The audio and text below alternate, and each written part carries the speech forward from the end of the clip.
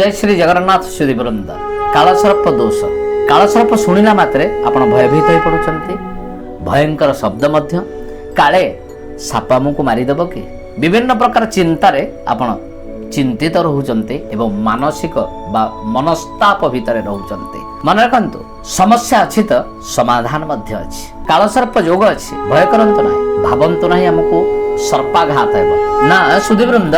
कालसर्प जोगरे आपण सर्प परि हेबे अर्थात मानसिक दुश्चिंता लगी रहिबो। कौनसी कार्य आपण सफलता लाभ करिवे नाही। वैवाहिक समस्या रहिबो, पारिवारिक समस्या देखा जिवो एवं कर्मक्षेत्र आपण बिना कारण रे दोष मंडित हो पारिबे। तेणु ए जनित दोष को समाधान करबा पाई दुई हळ रूपारे छोट नागनागुणी तैयारी करंतु।